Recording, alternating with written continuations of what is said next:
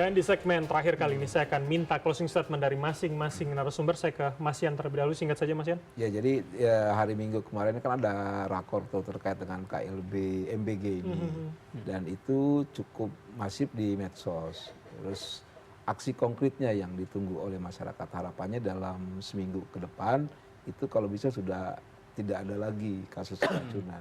Kalau itu terjadi, itu harapannya akan jadi pencapaian yang bagus buat pemerintah. Tapi kalau misalkan tetap terjadi, balik lagi hanya omon-omon aja, kurang lebih kejebaknya seperti itu. Oke, minggu ini penentuan menurut Anda ya? Ya, minggu ini penentuan, Mas. Oke. Lagi udah minggu depan udah masuk Oktober itu. 20 Oktober, 1 tahun. Oke, baik. Bang Rey. Pertama menurut saya dijeda dulu deh ya, evaluasi dengan sungguh-sungguh sistem struktur dan macam dan sebagainya itu gitu ya. Nah, yang kedua adalah kalau presiden terlalu banyak sibuk, ya optimalkanlah wakil presidennya untuk juga ikut terlibat gitu ya. Nah, yang ketiga adalah saya kira seperti KPK ya, itu udah harus turun ya di soal pendanaan, karena ini mengingat 200 berapa triliun ya? 350 triliun, lebih tinggi dari biaya untuk sekolah kita gitu loh.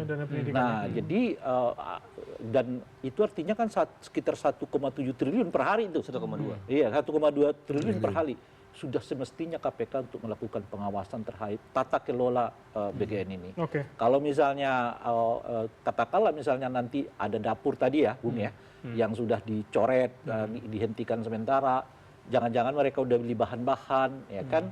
Itu kan artinya bisa kadaluarsa lagi tuh. Dan kalau diganti artinya uang baru lagi gitu dan sebagainya. Potensinya harus juga kita lihat dari KPK ya. Mas Ubed terakhir. Iya, kalau menurut saya yang terpenting adalah kita fokus pada tujuan ya. Artinya kita fokus pada target. Jadi saya setuju, jadi ini diberhentikan secara total karena kasusnya nggak hanya keracunan tapi banyak kasus yang lain termasuk dugaan korupsi juga. Pemotongan harga dan seterusnya, maka harus ditutup sementara semuanya total, kemudian dievaluasi. Lah kalau misalnya mau dilanjutkan, ya harus yang target utama ini siapa? Kalau saat ini kan misalnya anak-anak Jakarta yang berangkat sekolah dianterin pakai mobil, dia dapat MBG gitu. Anak-anak Jakarta yang sekolahnya itu bayar setiap bulan 3 juta, 4 juta itu dapat MBG. Saya pikir mereka ini tidak prioritas lah gitu. Yang dibilang Pak Prabowo misalnya anak-anak Indonesia yang makan pakai garam itu yang harus diprioritaskan gitu, jangan anak-anak yang tadi saya sebutkan gitu.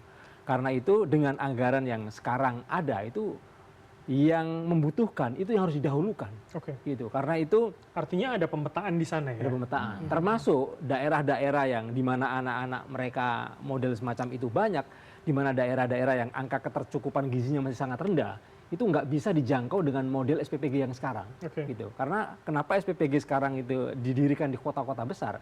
Karena belum bisa running di daerah-daerah yang angka ketercukupan gizinya rendah. Karena itu format SPPG-nya nanti kalau misalnya dilanjut setelah dievaluasi dan diberhentikan total, maka formatnya bisa beragam.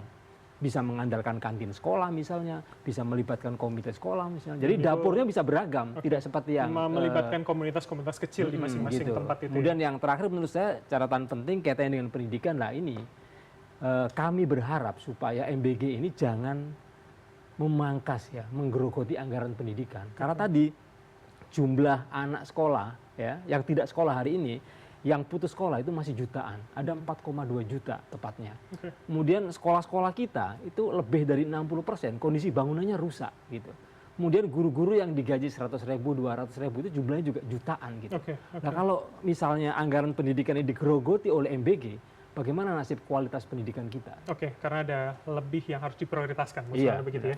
Mas Isnur, terakhir dari Anda. Hentikan proyek-proyek ambisius yang anti sains, anti akademik, anti partisipasi publik. Ini semua ego yang kemudian dilaksanakan dengan ambisi yang tidak dihitung. Jadi harusnya apa? Harusnya undang, libatkan ahli-ahli, ahli pendidikan, ahli gizi, ahli kesehatan, ahli partisipasi publik, libatkan secara luas masyarakat sipil yang memantau. Agar apa? Agar tepat sasaran. Jadi jangan pentingkan ego yang kemudian menjadi ambisi yang malah berakibat fatal dan mengakibatkan keracunan massal. Maka ini setiap anak yang keracunan adalah dosa yang ditampung oleh presiden. Terima kasih. Kita akan lihat kemudian pembenahannya seperti apa seminggu ke depan, karena taruhannya anak-anak dan masa depan Indonesia. Terima kasih para narasumber, ada Mas Isnur, Mas Ubed, Bang Rey, dan juga Mas Yan. Kami masih akan kembali di hari dan juga jam yang sama di minggu depan. Saya Bram Herlamang pamit, terima kasih, sampai jumpa.